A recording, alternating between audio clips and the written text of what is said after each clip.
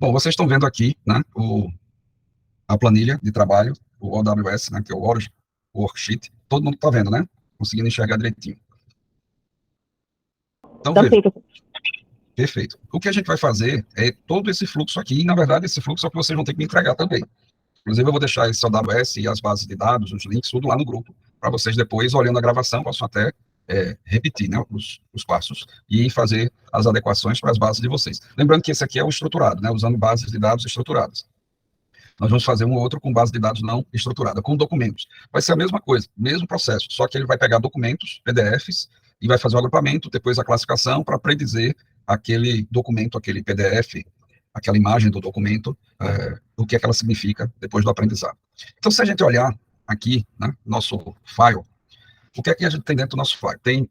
A gente tem essa base que está na nuvem, né, está no Google Drive. Eu vou passar o link para vocês, e aí vocês vão poder também fazer esse acesso, mas por enquanto vamos só acompanhando.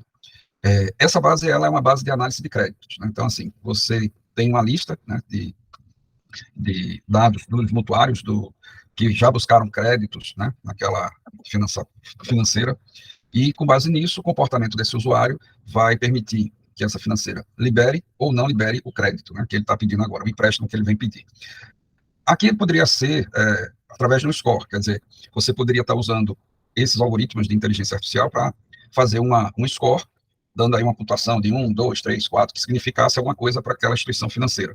Tipo assim, 1 é uma pessoa que merece receber o crédito, 2, ela precisa ter algum tipo de comprovação, 3, ela não merece, não deve receber o crédito. Quer dizer, aí vai ser de acordo com o que a financeira estaria pensando nesse ranqueamento. Aqui eu vou fazer bem simples. Ou ele vai receber o deferimento, ou o indeferimento. Ou ele vai ter a liberação do crédito ou não. O objetivo é só a gente entender como é que a IA agrupa, como é que a IA classifica, como é que a IA ela prediz. Então, a base de dados, ela tem o empréstimo, quais são as dimensões, né? São 20 features, né? São 20 dimensões, 20 atributos, 20 campos. Lembrando que quando a gente está falando da estrutura de armazenamento, isso aí são atributos, são campos, são colunas. Quando a gente fala nessa estrutura de análise, são as dimensões. E nós temos o ID, que é a chave primária, que é um identificador único, né, para cada ocorrência dessa de crédito, e a gente já sabe que, na regra, isso não contribui para o aprendizado de máquina, na verdade, ele é só um indicador para a gente saber aquela instância se refere a quem, levando em consideração que esse ID, dependendo do negócio, poderia ser o CPF, CNPJ, número do processo. Então, aqui, ele vai ser um campo meta, que é um campo só de indicador. E aí nós temos aqui o empréstimo, que é o valor do empréstimo, parcelas, que é o número das parcelas, juros, mensalidade, quanto vai pagar por mês. Esse grau é um grau que vai de 1 a 7, que de acordo com o comportamento desse mutuário durante a utilização dessa financeira, ele vai recebendo. É como se fosse um ranqueamento, né, que ele recebe. Se ele tem o valor da renda dele do trabalho, não significa o valor da renda do trabalho, é assim, é o tempo que ele tem de trabalho. Se ele tem 0, significa que ele tem menos de 1 ano de trabalho. Aí tem de 1 a 10, de 1 a 9, são os anos de trabalho que ele tem naquela empresa, ser constante, se ele está ali naquela empresa há tantos anos. Se for 10, pode ser que ele tenha 10 anos ou mais, quer dizer, se ele tiver 10, significa que é uma pessoa que está muito estável no trabalho, então isso é um atributo relevante lá para análise. Moradia, se a moradia é própria, é alugada, hipoteca, a renda dele, se foi verificado ou não, quer dizer, se essas informações teve a verificação, teve a confirmação ou não teve a confirmação, a situação dele, se ele já está com algum empréstimo, ou ele é um novo mutuário, nunca pediu empréstimo, se ele já pediu empréstimo, se existem inadimplências, né, ao longo da vida dele na solicitação de empréstimos, ele ficou inadimplente. Quantas linhas de créditos ele tem, a depreciação, porque ao longo do tempo ele pode ter tido alguns problemas, e aí isso vai depreciando vamos dizer assim, o perfil dele. O crédito total que ele tem, o capital restante, ele já pode estar usando parte desse crédito que ele tem. Aí vamos ver o que mais tem aqui. Os pagamentos já recebidos, os juros recebidos, contas inadimplentes, ele pode ter 2, 3 empréstimos, um ele está inadimplente e os outros 2 ele está adimplente. E a categoria, né? Essa categoria é qual o tipo de empréstimo que ele pediu, é para carro, para casa, outros fins. Então, essa é a nossa base, né? A base de dados que a gente vai usar para fazer esse exemplo, né, de liberar ou não crédito. Todos esses campos, observem que eles são numéricos, né? Então, algum desses campos no sistema, eles são campos categóricos. Se a gente chegar aqui, por exemplo, para situação, ele é um campo lá categórico, tem uma característica para a situação, tem lá dizendo se ele é adimplente ou inadimplente. Mas aqui tudo está sendo já convertido para números. Lembrem-se que quando a gente faz essas preparações das bases, a gente tem que fazer essa conversão, né, para dados categóricos para dados numéricos. E lembrando que a gente tem que ter a preocupação também de fazer essa normalização, deixar todos na mesma escala para padronizar. Então, são aqueles cuidados que a gente já conhece. Obviamente, vocês também já sabem que essa ferramenta, mesmo que aqui já estivesse os campos categóricos, ela faria esse trabalho internamente. Ela já faria a normalização, já faria a padronização. Mas isso você deixaria mais pesado o processo. Então, se a base já está preparada, então você está economizando tempo aí de processamento. Então, como essa base é uma base grande, né, essa é uma base que tem 108.472 instâncias, registros, tá? Então, é interessante você ter essa base já preparada. E principalmente se você estiver trabalhando com bases acima de 500 mil registros, 500 mil instâncias. Então, ajuda no processamento. Vejam que aqui a gente tem 0,2% dos dados faltando. Então, a gente teria que fazer o pré-processamento. A gente teria que usar algum método para resolver esse problema de dados nulos. Ou a gente iria retirar as instâncias que têm dados nulos, ou a gente iria substituir o valor nulo por um valor tipo a moda, ou mínimo, ou máximo. Então, segundo as técnicas que a gente já conversou, teria que ser aplicada uma delas para que todos os dados tivessem um valor, para que a IA possa efetivamente fazer o trabalho dela. Aqui a gente também já sabe que essa ferramenta, ela também já resolve esse problema dos dados nulos. Ela resolve com o default dela é a média da moda. Então ela vai olhar o valor mais frequente, e esse valor mais frequente ela vai gerar a média dele e vai imputar nos campos que estão com valor nulo. Então a gente já entendeu aqui a nossa base. Vejam que eu não tenho nenhum campo target definido. O que é o campo target? É aquele campo alvo. Porque eu não tenho uma classe, é justamente isso que eu quero fazer. Eu não tenho rótulo nessa base. Eu quero criar esse rótulo. Eu quero saber desse universo aqui, desses 108.472 instâncias, quantas estão, vamos dizer assim, aptas a receber crédito. Seria nesse empréstimo, nesse fornece crédito, nessa classe, ela dizer sim ou não, quer dizer, deferido ou indeferido. Esse é o rótulo. Porque aí eu vou dividir esse conjunto em duas classes, em dois grupos, em dois clusters, onde vão ter as características daqueles que, para essa financeira, merecem receber crédito e aqueles que não merecem. Então, depois que eu rotular, que eu criar essas classes, ou melhor dizendo, esses rótulos, aí eu posso ir para uma outra etapa, que é fazer o algoritmo de IA aprender a classificar com aquelas características. Então, eu tenho dois conjuntos, o conjunto dos adimplentes, ou melhor dizendo, o conjunto dos que foram deferidos, que podem receber o crédito, que tem lá tantos mil registros, mil instâncias, com as suas características, que é o que eu quero que a máquina aprenda para dizer, quando chegar um novo pedindo crédito, ela dizer, pode dar. E tem o outro grupo, os seus milhares de instâncias, que eu vou classificar como inadimplente, que depois de feita essa análise e feito esses dois rótulos, eu vou botar isso no algoritmo de IA para que ela aprenda a característica dos que não devem receber o crédito por parte da financeira. Para fazer agora para visualizar os dados, né, vamos abrir esse data table aqui e a gente visualiza esse conjunto de dados. Então, veja que nós temos o ID, né, que é o nosso identificador único. Veja que ele não está marcado como meta, porque a gente já sabe que o campo meta, ele fica um cinza mais claro, e o campo alvo, o target, fica um cinza mais escuro. Por quê? Porque eu defini ele aqui na estrutura como um meta, mas eu não apliquei. Então, tem que aplicar para que essa configuração efetivamente seja validada, né? Tem que lembrar disso. Então, quando eu apliquei, aí ele está refazendo aqui todo o processo novamente. Quando vocês veem essa bolinha vermelha, significa que ele está reprocessando. É interessante que vocês marquem para que existe um checkbox, esse checkbox lá é para dizer se ele aplica automaticamente ou não. É bom deixar desmarcado, porque toda vez que você fizer alguma alteração, as etapas subsequentes, elas são automaticamente reprocessadas. Então, isso afeta aí a performance. Aí deixa para ir fazendo por partes. Claro que isso vai depender de critério de cada um que estiver utilizando. Então, a gente olhando agora, vejam que o ID está com essa marca, né, do cinza claro, para identificar que é um campo meta. Não temos nenhum daquele cinza escuro, porque não temos nenhum alvo marcado, né, nenhum target. E os demais campos, né, os empréstimos, as parcelas, os juros, mensalidade, o grau, que vai de 1 a 7, que seria o campo categórico na base original, seria A, B, C, D, E, F, ou a quantidade de anos do trabalho, o tipo de moradia, né, se é 1 é própria, 2 é alugado, 3 é hipoteca, que mais? A renda, se esses dados foram verificados ou não, tem um 3 que é em processo de verificação. A situação, que aí, só olhando no dicionário de dados, que eu não me lembro exatamente quais são os valores, né, o domínio, o termo certo é o domínio desse atributo situação. Inadimplências, né, quantas inadimplências esse mutuário tem, que mais? A quantidade de linhas de crédito, a depreciação, o crédito total, o capital restante, os pagamentos recebidos, os juros recebidos, as contas inadimplentes, e essa categoria seria o motivo da solicitação do empréstimo, né? E tem 12 categorias lá, né? Que é saúde, moradia, carro, e aí vai. Tem esse domínio especificado no dicionário de dados que o link desse dataset tem também o dicionário de dados lá. Obviamente, numa base de dados original, isso aqui tem muito mais atributos, né? Mas aí eu selecionei apenas esse conjunto, até para o tempo de processamento aqui ficar viável, lembrando que eu não tenho uma super máquina para rodar essas bases gigantescas. Lembre-se sempre que infraestrutura é uma das características, né, importantes dentro do processo de aprendizado de máquina. Então, se você for trabalhar com uma base que tem 800 mil registros, 1 milhão de registros, e com dezenas de atributos, de dimensões, de campos, e você vai fazer toda essa análise, isso vai consumir muito processador. E aqui o que a gente fez? A gente sabe que existe um conjunto de algoritmos específicos para o que a gente chama de aprendizado de máquina não supervisionado. O que é um aprendizado de máquina não supervisionado? São aqueles algoritmos que vão permitir agrupar os dados para que você possa rotular esses dados. Então, o aprendizado de máquina não supervisionado é quando você não tem rótulo, isso é, você não tem uma classificação já definida, e você quer agrupar pela semelhança, uma semelhança computacional, e aí depois você vai analisar, e com base nessa análise, você vai criar os rótulos. Que no nosso caso a gente quer gerar 2 grupos, né? Então a gente quer um K igual a 2, porque a gente vai ter um grupo dos deferidos e indeferidos, daqueles que são bons pagadores para receber crédito e aqueles que não são, para não ser liberado crédito para eles.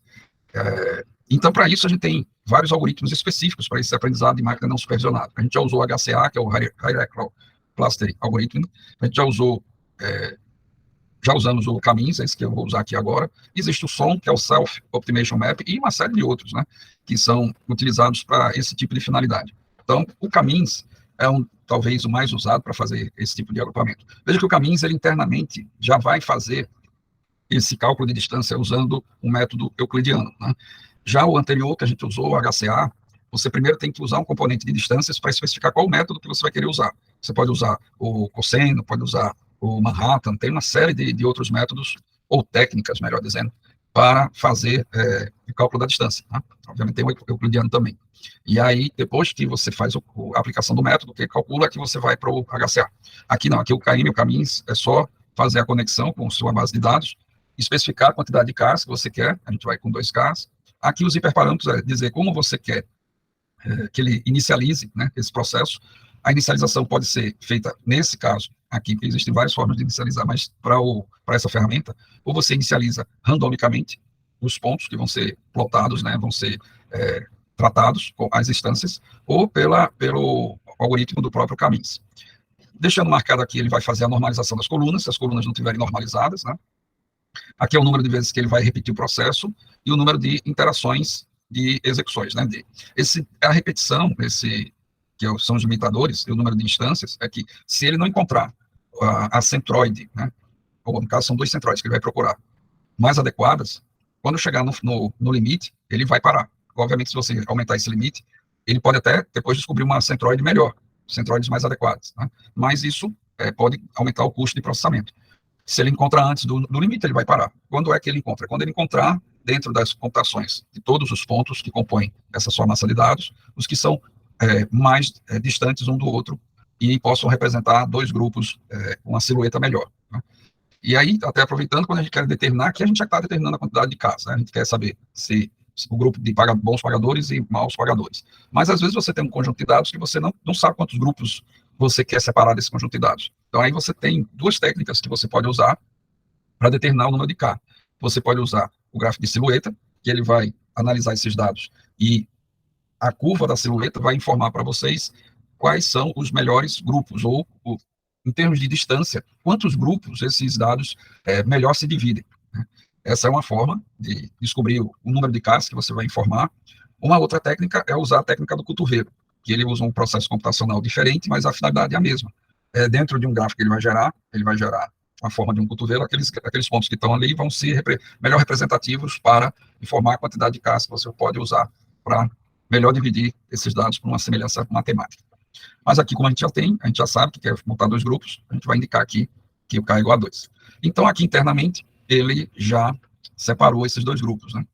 Essa advertência é porque nessa ferramenta, ele já tem automaticamente a técnica da silhueta, que é justamente para identificar quantos são os melhores grupos. Só que na ferramenta ele é limitado a 5.000 instâncias, ou 5.000 exemplos.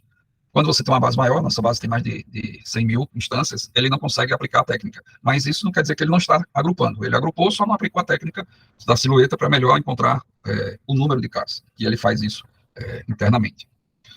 Para a gente verificar agora esses dois grupos que foram gerados, então a gente vai chamar aqui o scatterplot. Esse gráfico, lembrando que ele faz internamente o uso também de técnicas do aprendizado de máquina não supervisionado. Aqui, mais especificadamente, o que ele usa é o TSNE. Esse algoritmo, ele permite pegar aquelas instâncias, vejam, são cento e tantas instâncias lá, mais de 100.000 instâncias. Cada instância tem, tirando o ID, que não conta, né, que o ID é só um identificador, uma chave primária, a gente tem 19 features. Então, a gente tem 19 dimensões, 19 campos, se a gente for olhar para uma estrutura, para uma base de dados. E ele tem que representar esses 19 campos, né, essas 19 características, numa dimensão 2 ou 3D. Então, o que é que esse algoritmo faz, o TSNE? Que tem outros que fazem isso também. Tem, por exemplo, o PCA, que é o principal componente de análise, que também pode ser usado nessa ferramenta. Ele vai diminuir a dimensão, quer dizer, ele vai usar computacionalmente também distância euclidiana, e uma série de outras técnicas matemáticas, por exemplo, análise gaussiana, para encontrar a melhor representação na coordenada cartesiana x e y desse ponto em duas dimensões que não perca as características ou a representatividade do dado que tem 19 dimensões. Então, é isso que ele está fazendo com esses cento e tantos mil registros ou instâncias. Então, quando a gente abre aqui esse gráfico, ele está montando essa estrutura visual, e aí eu vou maximizar aqui para a gente poder visualizar. Internamente, foi gerado um novo atributo, né, nesse dataset, chamado cluster, que é o agrupamento. Então, como eu pedi um K igual a 2, foram gerados dois clusters, né?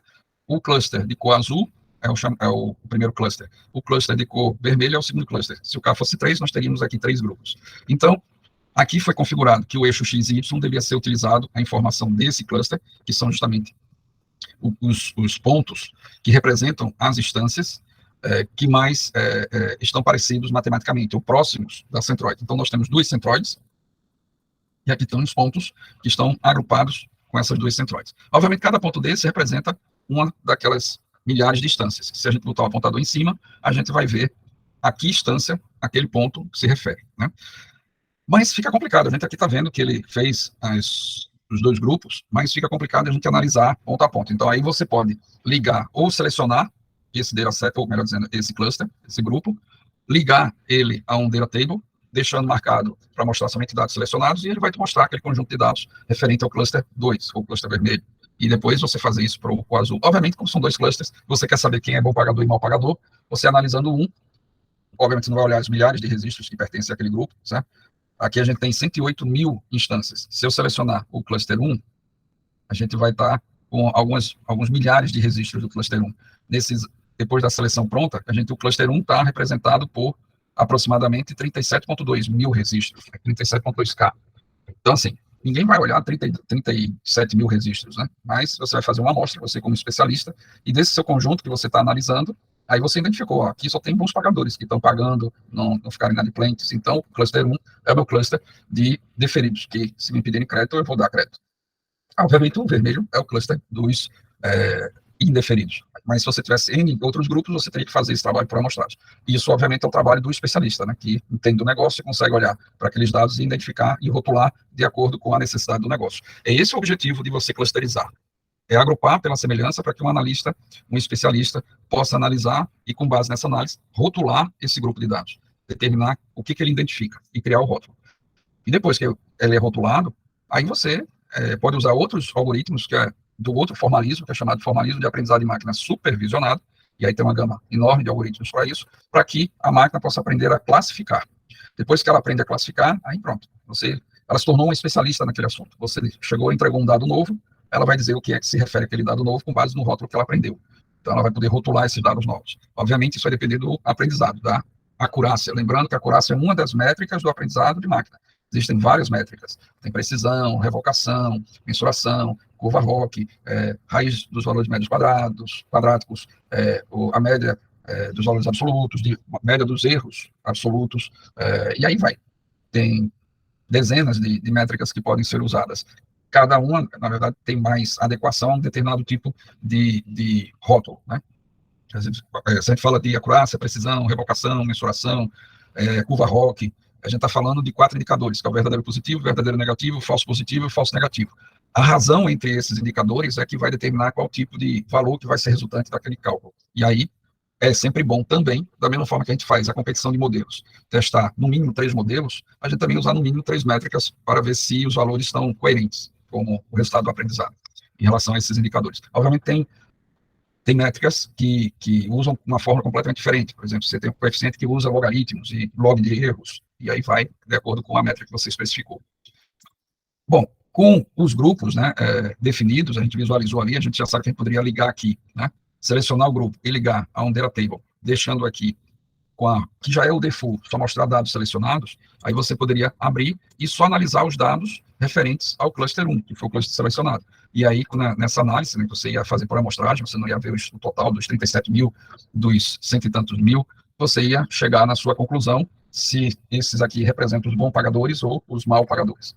E aí, com base nessa análise, você poderia já ir para a etapa de rotular. Ou usar outros tipos de gráficos que deem informações estatísticas para que você possa melhor entender, né, esse teu conjunto de dados. Então, um exemplo seria usar o boxplot, né, que é o diagrama de caixa. Esse diagrama, deixa eu fechar aqui para que a gente possa ver o diagrama de caixa. Você nele, num único diagrama, ou num único gráfico, você consegue ter uma série de informações.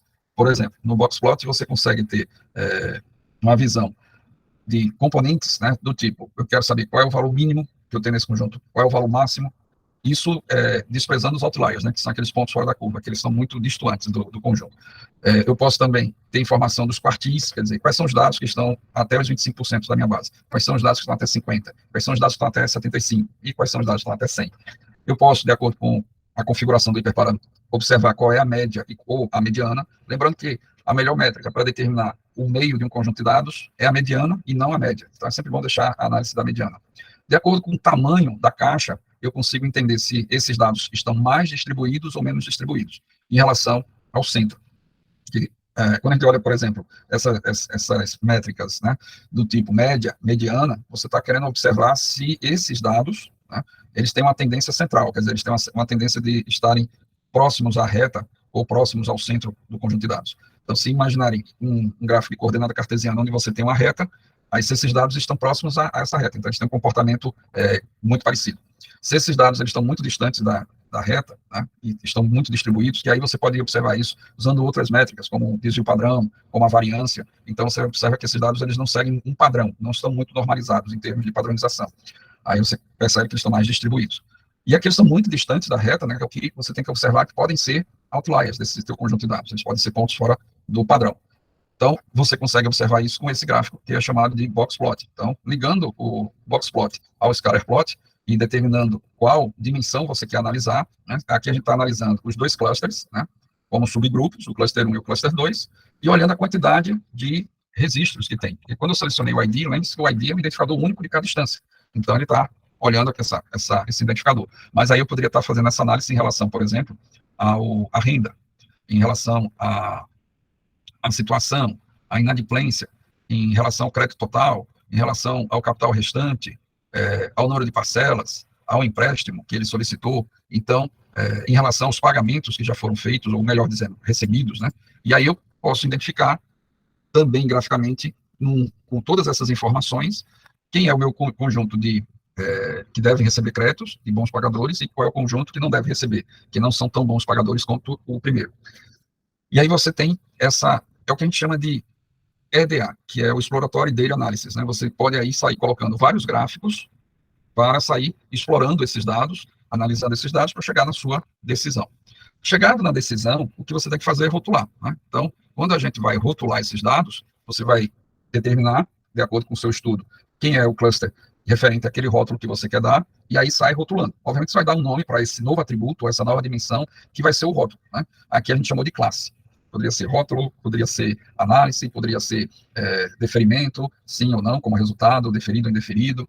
Então, vai de acordo com o que está na cabeça do analista que está fazendo essa análise. E aqui, como foi observado, né, o cluster ser 1, né? Veja que você pode escrever com letra maiúscula, minúscula, não tem problema, mas ele vai identificar lá, vai representar o nosso grupo de indeferidos, que dá 37.181 instâncias, quer dizer, é aquele grupo que ele lá classificou, juntou por estarem semelhantes, numericamente semelhantes, quer dizer, matematicamente semelhantes, estatisticamente semelhantes, que são, com base no nosso estudo, foram considerados mal pagadores, né? Não cumprem o pagamento ou faltam com ele. E já o cluster 2 é o que a gente vai rotular de deferidos, que dá 71.291 instâncias, quer dizer, a maioria das pessoas são sempre boas pagadores. Então, criado o rótulo, automaticamente quando é aplicado, então é definido esse novo atributo na base de dados. Obviamente isso não é colocado dentro da base de dados, né? Esse novo atributo fica em tempo de execução, em memória. Se você quiser criar uma outra base com esse novo atributo, aí você tem que dar um save nesse novo conjunto a partir do create table, né? Mas vejam que durante esse processo, novas colunas foram criadas. Foi criada uma coluna de cluster, de silhueta, onde ele faz os cálculos para gravar. Então, essas colunas, né, elas não são interessantes para o nosso processamento. Elas servem selecionado ou não, para dizer se o conjunto de instâncias foi selecionado ou não foi selecionado. Então, a gente usando esse componente de seleção de colunas, a gente retira o que não nos interessa e ficamos com os campos que vão ser os campos de extração de características, os campos features, que são todos aqueles já determinados lá no início, os 19. E aí a gente, como agora a gente tem um campo que tem um rótulo, né, que é deferido e indeferido, que a gente chamou de classe, aí esse campo é o nosso campo-alvo, nosso campo target, porque é o campo que vai permitir, com base nessas 19 características, que o algoritmo aprenda o que é que deve ser feito para ele dizer que é deferido ou indeferido. E o nosso meta, né, que é só um identificador, é seu campo ID.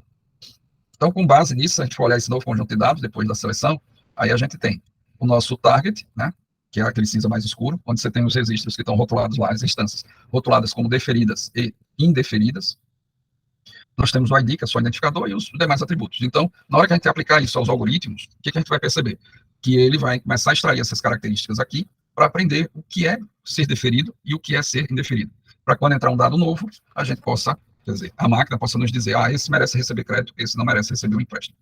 Então, vencemos nossa primeira parte do problema, né, que é agrupar os dados pela semelhança, é o aprendizado de máquina não supervisionado, e rotular esses grupos, né, para que a gente possa ir para a segunda parte do problema, que é o aprendizado de máquina supervisionado, para que ele possa aprender a classificar, né, com base nos rótulos, que é o nosso alvo aqui, que é o campo classe. Então, existem vários algoritmos que podem ser usados para fazer uma classificação. A gente já aprendeu que esses algoritmos, eles são provenientes de várias abordagens, né? Nós temos 4 abordagens que a gente pode usar na inteligência artificial. A gente tem a abordagem estatística, que é a mais antiga, né? Usar métodos estatísticos para que ele possa aprender a classificar. E aí, como exemplos de métodos estatísticos, nós temos suporte vector machine, regressão logística, regressão linear, o KNN. Cuidado para não confundir com K-means, né? Porque o K-means, ele é um algoritmo que serve para o aprendizado de máquina não supervisionado, para agrupar, que são a média K, né? E o KNN, esse já é o chamado de K vizinhos mais próximos, né? Que é o K nearest neighbors. Então, esse usa também esse princípio de criar grupos dos vizinhos mais próximos, mas aí com uma classe já definida, então ele está internamente montando esses grupos e criando uma linha para separar. Obviamente que hoje se usa outras funções internamente para que essa separação não seja por uma linha, seja por uma curva. Por exemplo, o RBF é uma função usada para gerar essa curva que separe os grupos, né, os pontos que representam as instâncias.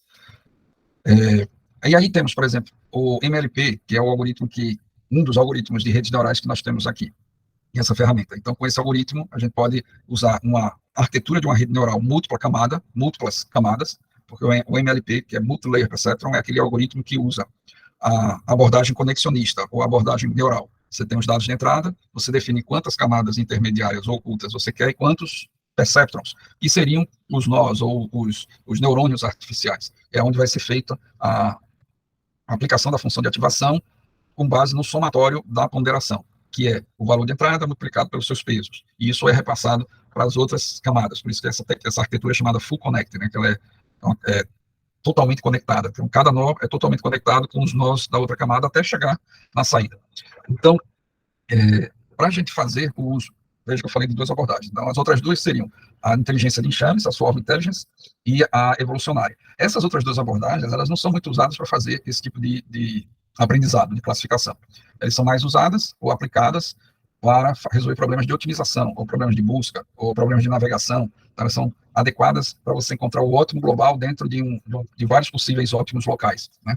Então, isso é uma outra aplicabilidade da inteligência artificial, você otimizar. Então, a gente pode agrupar, depois que agrupa, você tem um rótulo, você pode ensinar a classificar, aí depois de classificado, você pode otimizar para encontrar algo melhor daquele grupo classificado, e depois você pode predizer, quer dizer, você vai usando esses algoritmos para resolver classes de problemas complexos, né, que não são fáceis de serem resolvidas com uma lógica tradicional, com a programação tradicional.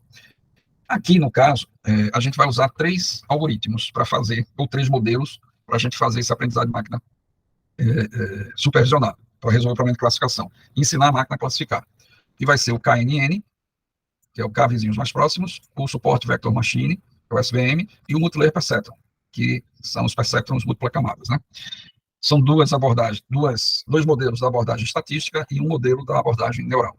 A gente já vem falando, né, que cada vez mais essas arquiteturas da abordagem conexionista ou da abordagem neural, que são as redes neurais artificiais, elas vêm cada vez mais sendo evoluídas, né? As pesquisas cada vez são maiores, e isso vai possibilitando que essas lógicas venham se tornando melhores. Cada vez mais o que se vem utilizando são modelos, né, ou arquiteturas de redes neurais para solucionar os mais diversos tipos de problemas.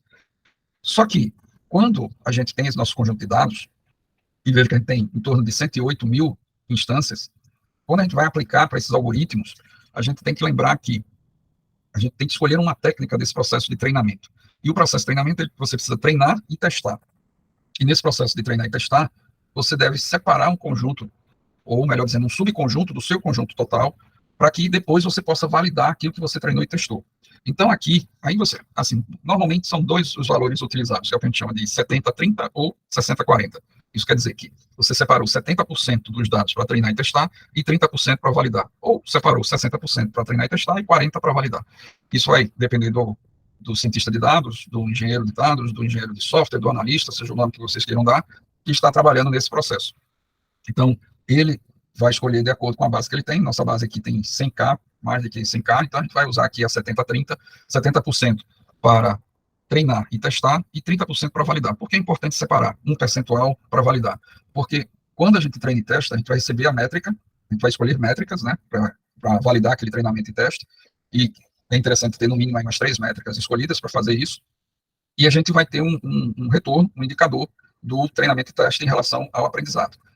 Só que você tem vários tipos de técnicas para aplicar nesse processo de treinamento e teste. Aqui a gente vai usar o cross-validation. O cross-validation, ou validação cruzada, ele vai pegar desse conjunto separado, que foi 70%, e de acordo com o K que a gente vai fornecer, 3, 5, 10, o valor que você definir, ele vai dividir esse conjunto nessa quantidade de subconjuntos para pegar o primeiro, treinar e testar com os demais. Na próxima rodada, pega o segundo para treinar e testar com os demais, até ele terminar os subconjuntos que foram criados de acordo com o número de K que você especificou. E aí ele vai te entregar os indicadores das métricas selecionadas. Aí é bom você validar com dados que ele não viu durante o treinamento e teste. Por isso que a gente separa. Então ele vai, com esse quantitativo, que no nosso caso vai ser 30% dos dados, que ele não viu no treinamento e teste, a gente aplica novamente aquelas métricas, e se elas se mantiverem equivalentes, com os mesmos valores, então, e se os indicadores forem para você aceitáveis, aí você pode considerar que ela aprendeu. E aí você pode ir para a próxima etapa do processo. Então, a gente aqui, usando esse componente, a gente dividiu usando a técnica de 70% dos dados vão ser usados para treinamento e teste. E o restante, os 30%, vai ser usado para a validação. Então, a gente tem 2 conjuntos aqui, né? Esse conjunto de dados, que é o Data Sampler, é o conjunto que tem os 70% do total lá, que é de 108K. Então, a gente ficou com 75.931 instâncias para a gente treinar e testar. E esse outro conjunto, que é com os dados restantes, né? Se a gente observar que a ligação é em relação aos restantes dos dados, a gente ficou com 32.541 instâncias para validar o resultado do treinamento e teste. Então, esse conjunto dos 70% é que eu vou ligar aos modelos, né? Ao KNN, ao Support Vector Machine e ao Multilayer Perceptron. Lembrando que cada um deles você configura os hiperparâmetros, e aí é aquele processo onde você configura, registra quais foram os hiperparâmetros, dá para treinar e testar, valida as métricas não ficou legal, aí você vai ajustando os hiperparâmetros, é o processo de fine tuning, né? Você vai fazendo um ajuste fino, até chegar nos indicadores desejados na métrica. No caso dessa rede neural, a gente criou 3 camadas, né? Cada camada aqui com 32 neurônios. A função de ativação é a ReLU, você já sabe que essa função de ativação é a que vai buscar o processo de encontrar o valor resultante que vem daquela ponderação, né, que é a entrada multiplicada pelos pesos, que vai ser aplicada essa função de ativação. Essa função de ativação vai te dar um retorno que ou ela vai ser passada para a próxima camada, dependendo da quantidade de camadas, e a última vai passar para a saída, para verificar que se o que saiu é igual ao desejado. Se não for, aí ele vai aplicar a derivada da função para recalcular os pesos, através de uma fórmula que ele vai usar aí a taxa de aprendizado, o último peso, o valor derivado daquela função. Então, ele vai fazer esse cálculo para encontrar o novo peso, isso recalculando os pesos das várias camadas, e aí repete o processo até que o resultante dessa saída seja o esperado. Aí é que ele aprendeu. Aí você vai poder salvar o modelo, sabendo que aqueles pesos sinápticos representam o aprendizado. Além disso, tem o otimizador, né? O otimizador é usado nessa função de ativação. Aqui a gente está usando o gradiente descendente, mas aí você tem vários outros otimizadores que podem ser usados. A taxa, né, de aprendizado, que ele chama de regularização, que é usado no cálculo, né? Esse cálculo é do recálculo dos pesos. O número de interações, vocês já sabem que aí esse número de interações pode ser chamado de época, de ciclos, ou iterações, que é a quantidade de vezes que ele vai repetir o processo até encontrar o melhor valor, né? Se ele encontrar antes, ele para, senão ele vai fazer até o máximo que foi especificado aqui. Bom, o Support Vector Machine, né, aqui a gente tem outros hiperparâmetros, aqui está configurado como RBF, porque a função que a gente quer buscar é uma função que não é uma reta, é uma curva, né, ele quer descobrir uma curva que possa separar os grupos, e essa separação é feita com base em uma margem. Então, você vai ter pontos que vão representar os dados do deferido, os pontos que vão representar os dados dos indeferidos. Ele vai fazer a separação criando uma margem, através de uma função, que a função aqui que está sendo usada é o RBF. Então, os pontos que estão mais distantes dessa margem são os pontos que representam um cluster, ou um grupo. E os pontos que estão mais distantes da outra representam outro grupo. Então, aí ele vai aprender a classificar. E o KNN é o que vai determinar essa quantidade de grupos. No caso, como a gente tem 2 grupos, a gente vai botar aqui o hiperparâmetro 2, a distância vai ser a euclidiana, mas aqui você poderia configurar outros métodos de cálculo de distância, e como é que esses pesos vão ser usados para colocar esses pontos, né, que são as distâncias, dentro desses 2 grupos que ele vai aprender a classificar. Aí aqui o peso está sendo utilizado da forma uniforme, mas poderia ser usado pelas distâncias. Então, com essas configurações, né, a gente vai ligar nosso conjunto de dados, que corresponde aos 70%, aos 3 modelos que estão sendo usados, a esse componente que define qual a técnica que a gente vai usar para treinar e testar. A técnica de treinamento e teste aqui é o cross-validation. Então, a gente definiu que o cross-validation vai ser com 5 folders. Então, ele vai criar 5 subconjuntos para fazer esse processo de treino e teste, com esses 70%. E aí, as métricas que vão ser utilizadas são essas métricas aqui. Obviamente, a gente já sabe que existem muitas outras métricas, clicando com o botão direito, você pode selecionar outras métricas aqui também. Aqui estão configuradas, vamos deixar só a acurácia, a mensuração, a precisão e a revocação. Vamos deixar só 4. Se a gente clicar aqui, uma vez ele fica na ordem crescente, clicando de novo na ordem decrescente. Então a gente tem uma visão aqui que, dos 3 modelos que estão competindo, o que teve a melhor acurácia foi a rede neural. Então a gente vê aqui que ficou em torno de 99% o aprendizado que ele teve com essa treinamento e teste, né? Com aqueles ajustes que foram feitos, o fine tuning que foi feito, os hiperparâmetros utilizados. O Support Vector Machine ficou com 94% e o KNN ficou com 90%.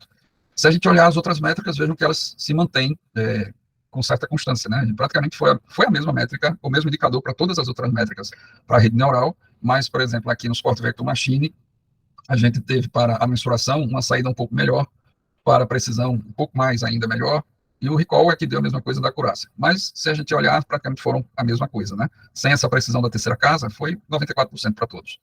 Então, a mesma ocorre no KNN. Então, aqui a gente percebe que o melhor modelo foi a rede neural.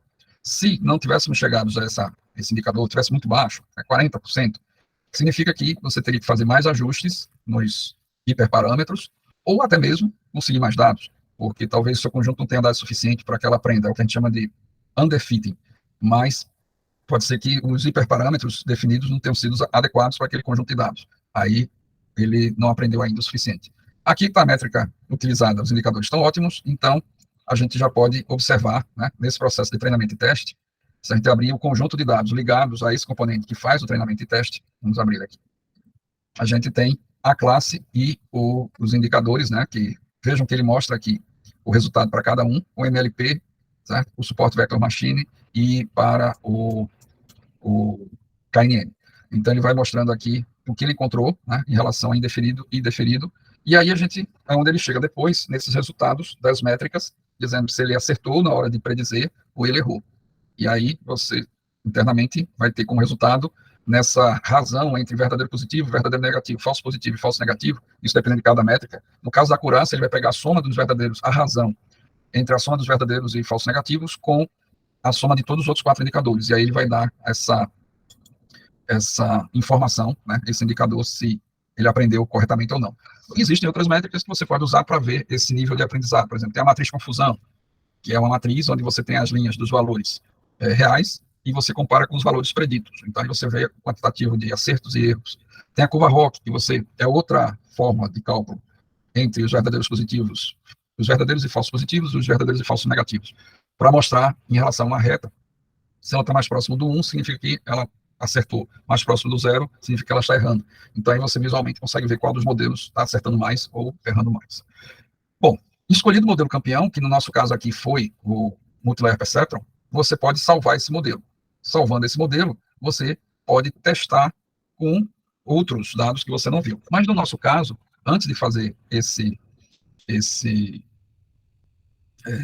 processo, né, de pegar novos dados para verificar qual é a classificação, eu quero testar com aqueles 30% que eu separei para ver se ela aprendeu ou não. Então, como é que eu vou testar? Eu salvei o modelo, né? Então, vamos mostrar como é que a gente salva o modelo. Esse é um arquivo chamado Pickles, né? Que ele grava as sinapses que foram com os pesos, né? Que ocorreram, que gerou o aprendizado. E isso você vai depois poder utilizar em qualquer linguagem Python.